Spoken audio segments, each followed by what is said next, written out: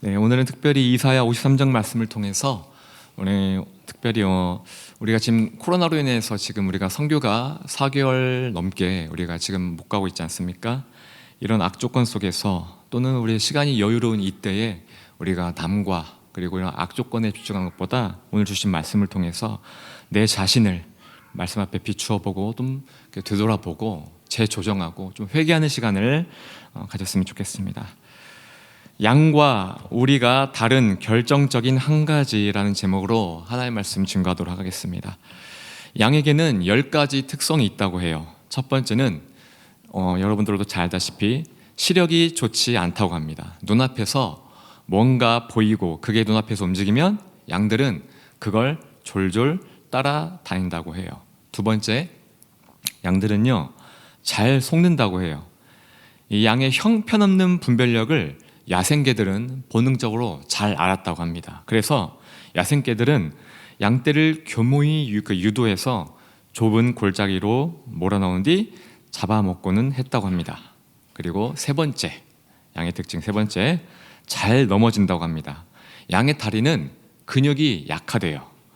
단단하고 강하지 않대요. 그래서 느리답니다. 그래서 넘어질 때가 많다고 해요.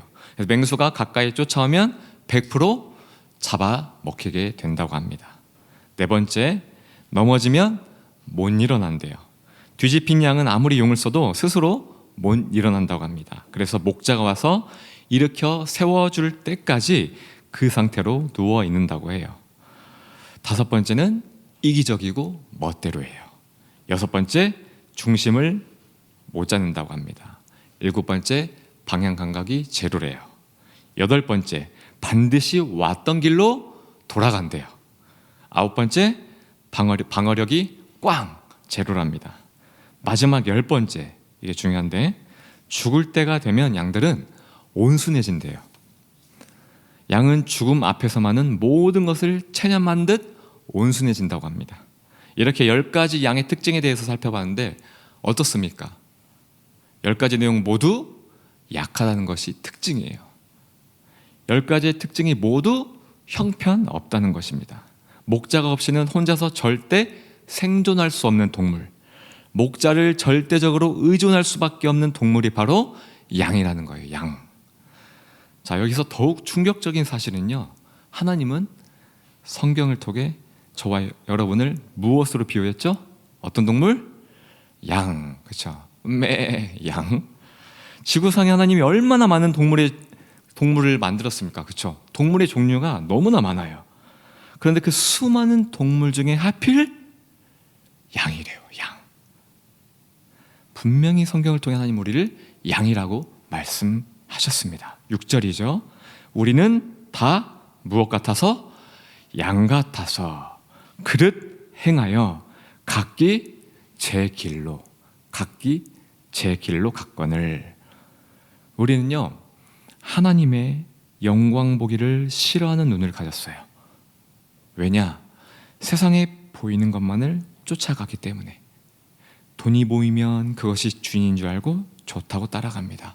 우리는 세상에서 눈에 당장 보여지는 것에만 쫓는, 그것이 주인인 줄 알고 졸졸 따라가는 시력을 가지고 있다는 사실이에요. 부인할 수 없습니다. 두 번째, 무엇이 옳고 그른지, 무엇이 하나님이 기뻐하시고 싫어하는 것인지 하나님의 은혜가 없으면, 하나님의 지혜가 없으면 우리는 분별할 수 있는 능력이 없어요. 만약 분별할 수 있는 능력이 스스로 갖추어져 있다면요, 세상의 거짓말에 속지 않을 지혜가 있었다면 죄 지을 자 아무도 없을 거예요. 그렇죠? 우리는 세상의 세련된 지식과 막강한 권력 앞에 속을 수밖에 없는 존재라는 겁니다. 두 번째, 역시 우리는 인정할 수밖에 없다는 거죠. 세 번째, 우린 매일 넘어져요. 고린도전서 10장 12절 말씀입니다. 선줄로 생각하는 자는 넘어질까 조심하라. 오늘 거룩한 나의 모습이 내일도 거룩한 법 없어요. 우리 모두는 죄성을 가지고 있죠. 이 죄성은 예수님이 다시 오시는 그날까지 날마다 싸워 이겨나가야 하는 숙제예요. 오늘 나의 거룩한 모습이 내일은 실패자의 모습이 될 수 있다는 사실이죠. 오늘 나의 거룩한 입술이 내일은 누군가를 상처 주는 비판과 정죄의 입술이 될 수 있다는 사실이에요. 인정할 수밖에 없습니다. 그렇죠? 네 번째, 넘어지면 일어나지 못합니다. 양도 넘어지면 목자가 와서 일으켜 줘야 하듯이 우리 또한 넘어지면 목자 되시는 예수님께서 반드시 일으켜 주셔야 우리는 일어날 수 있다는 사실입니다. 넘어졌다 일어났다를 반복한 대표적인 인물 다윗을 보십시오. 스스로의 힘으로 일어난 적이 단 한 번도 없어요. 그가 넘어졌을 때 모두 하나님의 은혜, 전적인 하나님의 손에 의지하여 그를 일으키셨다는 사실이에요. 우리는 그만큼 하나님의 의존적인 존재라는 겁니다. 하나님 없이는 살 수 없는 나약한 존재라는 거예요. 다섯 번째, 이기적이고 멋대로이다. 이건 뭐 말할 것도 없겠죠. 여섯 번째, 중심을 못 잡는다. 일곱 번째, 방향 감각이 없다. 우리의 중심에 누가 있습니까? 하나님이요? 아니에요. 내가 있어요. 내 자아가 있습니다. 중심이 나이기 때문에 세상의 거짓 목자를 따라갈 수밖에 없어요. 시력이 좋지 않은 많은 양들이 그 목자를 따라갑니다. 그 길은 넓고 화려해요. 양들이 우글우글해요. 그 길 끝에는 꺼지지 않는 지옥불이 있는데도 그걸 모르고 어리석게 따라간다는 거예요. 양은 스스로 올바른 목적지까지 갈 방향 감각이 없어요. 양은 절대적으로 말씀이라는 내비게이션을 의지하고 아무도 가지 않으려 하는 좁고 협착한 예수의 길을 가야 한다는 겁니다. 참된 목자 되시는 예수의 말씀만을 듣고 가야 한다는 거예요. 이것이 우리의 모습이고 우리가 인정할 수밖에 없는 사실들이에요. 부인할 수 없겠죠. 여덟 번째, 반드시 왔던 길로 다시 돌아온다. 주님, 다시는 화를 내지 않겠습니다. 또 예를 들면 뭐가 있을까요? 주님, 다시는 오늘 이후로 제가 술은 입에 대지도 않겠습니다. 주님, 다시는 이러이러한 죄를 짓지 않겠습니다. 결단하고 기도해요. 작정합니다. 그러나 하루가 지나고 일주일이 지나고 한 달이 지나면서 결단했던 나의 의지는 점점 희미해져요. 무기력해져요. 그리고 또다시 그 죄를 반복하며 지게 되는 나의 모습을 보게 되는 거죠.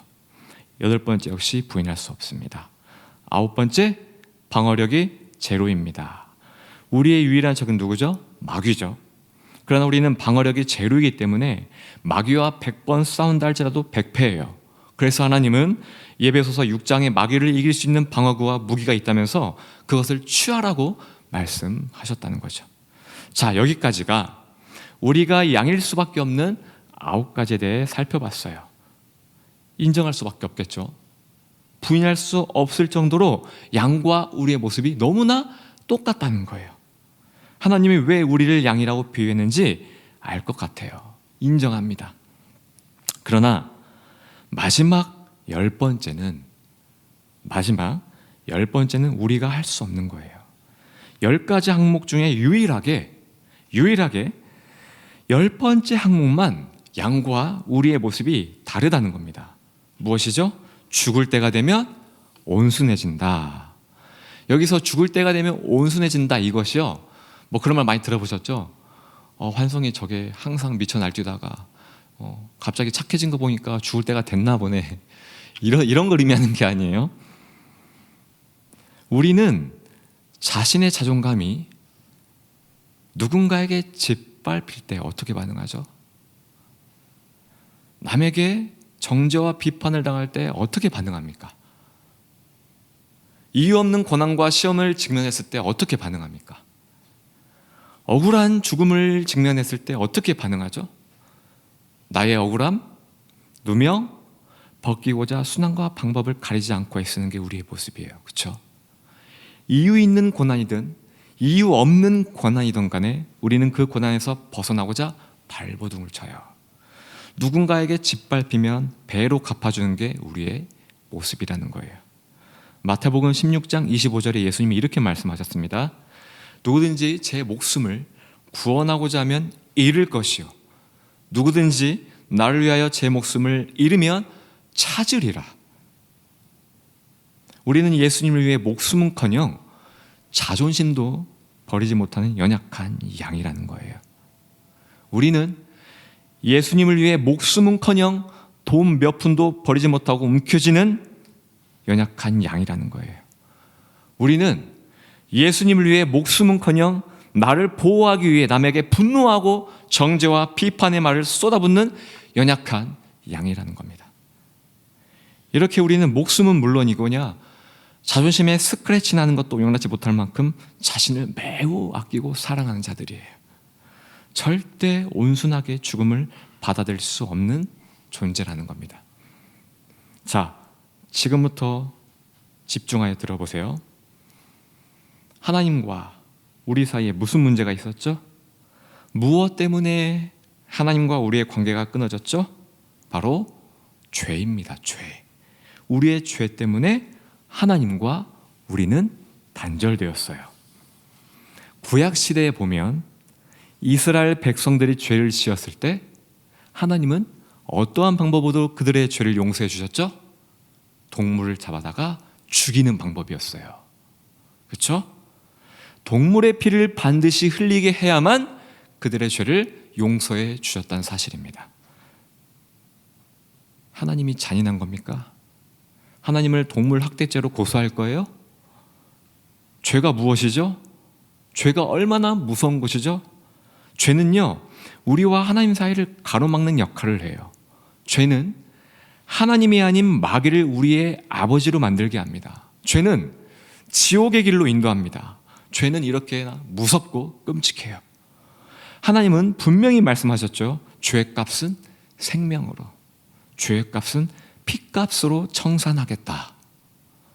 그러나 차마 인간의 생명과 피값으로 죄의 문제를 청산하기에는 하나님이 여러분들을 너무 사랑하셔서 무리였나 봐요. 그렇죠? 그래서 우리 대신 무엇의 생명과 피값으로 우리의 죄 문제를 해결하셨죠? 바로 짐승이에요. 동물이에요. 이것은요, 동물 학대죄가 아닙니다. 이것은 우리를 향한 하나님의 지극히 높으신 사랑이에요. 사랑. 정점을 찍어버린 그 사랑의 핵심이 무엇이죠? 자신의 하나뿐인 유일한 아들, 온 세상을 만드신 거룩하신 성자 하나님, 그 성자 하나님을요, 어린 양으로 이 땅에 보내신 거, 이것이 하나님 우리에게 보여주신 정점의 사랑이에요. 본문 말씀 7절을 다 같이 한번 읽겠습니다. 시작. 그가 곤욕을 당하여 괴로울 때에도 그의 입을 열지 아니하였으며 마치 도수장으로 끌려가는 어린 양과 털 깎는 자 앞에서 잠잠한 양같이 그의 입을 열지 아니하였도다. 말씀 한마디로요, 말씀 한마디로 온 우주 만물을 지으신 그 하나님께서 창세기 1장에 등장하는 태초에 빛이 있으라 하시니 빛이 생겼고, 그 말씀 한마디로 온 세상을 창조하신 그 하나님께서 사람들에게 저항 하나 없이 끌려가요. 초라한 모습으로 빌라도 앞에서 신문을 받습니다. 사람들의 비난과 조롱, 세상의 권력 앞에 입을 다문 채 고개를 숙이고 계세요. 그리고 채찍질을 당하십니다. 그 채찍이 예수님의 몸을 한 번씩 칠 때마다 살점이 떨어져 나가요. 신성모독을 했다 해서 그래, 네가 왕이야, 너 왕해, 왕 시켜줄게 하면서 조롱하기 위해 가시로 엮은 관을 머리에 씌워서 고통을 더합니다. 이미 온몸은 살점이 떨어져 너덜너덜해지고 서 있을 힘조차 없으세요. 그런 예수님에게 엄청난 무게의 나무를 들게 합니다. 그리고 골고다 언덕까지 올라가게 해요. 예수님은 그 무거운 무게의 나무를 감당할 힘이 없어 몇 번이고 땅에 꼬꾸라지십니다. 언덕에 올라서자 손과 발의 살, 근육, 뼈를 관통하는 못박힘의 고통을 겪습니다. 그리고 십자가에 못 박힌 예수님을 끈을 향해서 잡아 당겨서 일직선으로 세우자 몸무게는 중력의 법칙으로 인해 아래로 쏠리게 되겠죠. 무게가 아래로 쏠리자 못 박힌 손과 발의 고통은 예수님을 더욱 힘들게 했을 거예요.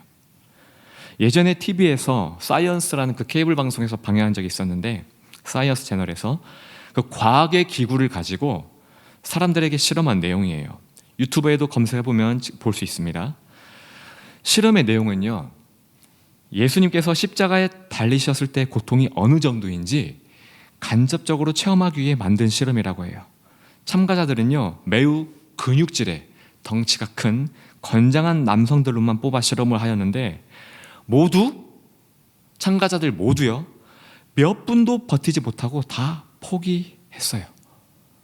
손과 발의 고통, 그리고 극심한 호흡곤란으로 실험은 몇 분을 버티지 못하고 중단되었습니다. 참가자들이 고통을 호소할 때 그 기계에 나타난 그래프를 보니 상상을 초월하는 수치가 나왔다고 해요. 상상을 초월하는. 인간이 느낄 수 있는 고통의 한계치를 넘어섰다는 겁니다. 단지 실험일 뿐이었는데 십자가의 고통을 비슷하게 흉내낸 거예요. 예수님이 실제로 겪은 고통보다는 덜했을 실험입니다. 그런 실험을 단 몇 분도 버티지 못하고 중단한 겁니다. 그런데 우리 예수님 6시간을, 무려 6시간을 십자가에서 그 모든 고통을 다 받아들이셨다는 거예요. 신이기 때문에 가능했을까요? 아니요. 십자가에 달리신 예수님은요, 우리와 같은 인간이자 우리의 모든 죄들을 뒤집어 쓴 죄인의 모습이었어요. 예수님은 어떻게 이 모든 고통을 견뎌내셨을까요? 이유는 딱 하나예요. 둘도 아닙니다. 오직 하나예요. 이 고통을 반드시 이겨내야 저와 여러분이 하나님께 죄사함을 받을 수 있기 때문에. 아멘. 이 고통을 이겨내야 저와 여러분이 구원을 얻을 수 있기 때문에. 예수님에게는요, 분명한 목적이 있었어요. 그 목적은 여러분을 살리기 위함이었다는 거예요. 십자가에 달리신 예수님은요, 얼마든지 신의 능력을 사용할 수 있었습니다. 모든 상황을 역전시킬 수 있었어요. 그러나 왜 그 전지전능하신 창조주 하나님의 그 능력을 사용하지 않았을까요? 왜? 여러분을 살리기 위해서는 반드시 어린 양과 같은 죽음을 맞이해야 했기 때문이에요. 양이 죽음을 직면했을 때 그 죽음을 순순히 받아들이는 것처럼 예수님이 그러했다는 겁니다. 여러분을 살리기 위해서요. 자, 남편을 변화시키기 위해, 아내를 변화시키기 위해 여러분은 어떻게 하고 있습니까? 직장 동료를 변화시키기 위해 어떻게 하고 있습니까? 여러분이 속한 그룹의 사람들, 또 그 분위기를 부흥시키기 위해서 여러분은 현재 어떻게 하고 있습니까? 잔소리를 합니까? 아니면 시원한 핵사이다 같은 그런 직언을 날립니까? 그것도 아니면 오늘 예배 때 주신 하나님의 말씀은 딱 너의 말씀이야, 제발 좀 듣고 깨달아라, 이렇게 하고 있습니까? 이것도 아니면 변화받아야 할 상대를 놓고 기도하고 있습니까? 기도하면 어떤 응답을 얻었습니까? 이 질문의 답은요, 예수님으로부터 찾을 수 있다는 겁니다. 아니, 우리 모든 일상은요, 우리 일상에서 벌어지는 모든 문제는요, 다른 게 아니에요. 바로 예수님으로부터 찾아야 한다는 사실이에요. 죄가 없으신 예수님은 변화되어야 할 사람들에게 마땅히 손가락질을 하실 수 있는 분이에요. 직언도 날리실 수 있는 분이에요. 그러나 궁극적으로 사람들을 변화시키고 구원을 얻게 하기 위해 택하신 방법이 무엇이죠? 예수님 자신의 희생이었어요. 예수님 자신의 죽음이었어요. 이로써 우리가 구원을 얻게 되었다는 사실이에요. 주기철 목사님 아주 유명하시죠. 손양원 목사님 아주 잘 아시죠. 그분들이 우리에게 유명해지고 존경받기까지, 지금까지 존경받기까지 하는 그 모든 비결이 무엇입니까? 이유가 무엇입니까? 사람을 살리기 위해 죽음을 받아들이는 희생, 바로 어린 양의 모습을 취했기 때문이에요. 다른 거 없습니다. 사도 바울 얼마나 크게 쓰임받았습니까? 사도 바울이 위대한 전도자로 변화될 수 있었던 것은요, 스데반 집사의 어린 양과 같은 모습을 보았기 때문이에요. 하나님은 사람을 변화시키고 살리고 구원을 얻게 하기 위해 여러 방편을 삼으시지만 그 중에 제일 강력하게 사용하시는 방법은 바로 내 자신이 먼저 희생하고 죽는 거예요. 왜 이것이 가장 강력할까요? 이 방법이 하나님의 아들 예수님이 그렇게 하셨고 거기에 십자가의 능력이 있기 때문에 그렇다는 것입니다.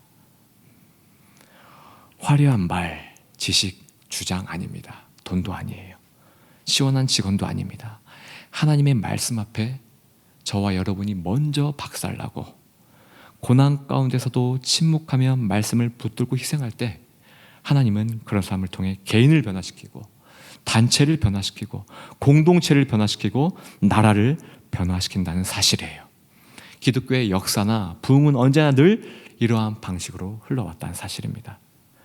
오늘 주신 말씀을 붙들고 저와 여러분 모두 이 시간 이후로 바리새인의 시각, 바리새인의 귀, 바리새인의 입술을 제거하는 은혜가 있기를 예수님의 이름으로 축원합니다. 아무리 억울한 상황이 와도 아무리 이해할 수 없는 그러한 고통과 고난이 와도 어린 양의 모습으로 예수님처럼 기꺼이 이 모든 희생을 받아들일 줄 아는 믿음을 갖기를 소망합니다. 이런 자가 미랄이요, 하나님은 그 미랄을 통해 많은 열매를 맺으실 것입니다. 오늘 주신 말씀 붙들고 찬양할 텐데요. 세상을 구원하기 위해 흘려야 할 피가 필요하다면, 죄인을 대신하기 위해 희생의 제물이 필요하시다면 주님 기꺼이 내 생명 제단 위에 드리겠습니다. 주 영광 위에 나를 사용하여 주옵소서. 주님, 길 잃어 지친 양을 찾아 마음상에 이리저리 헤매이는 저 한 영혼 찾아 아파하는 그 예수님의 마음을 내게 주옵소서. 십자가 온 세상 위한 그 희생, 눈물로 나도 그 예수의 길을 걷게 하옵소서. 생명이 또 다른 생명을 낳고 주님 볼 수 있다면 나의 삶과 죽음도 기꺼이 아낌없이 드리겠습니다. 죽어야 다시 사는 그 주의 말씀을 믿으며 나도 기꺼이 한 알의 미랄이 되겠습니다. 썩어지겠습니다. 주님, 예수님처럼 나도 그 길을 걷게 하시고 살아가게 하옵소서. 오늘 주신 말씀을 붙들고 다 같이 찬양한 뒤에 이어서 곧바로 말씀 붙들고 기도하는 시간 갖도록 하겠습니다. 세상을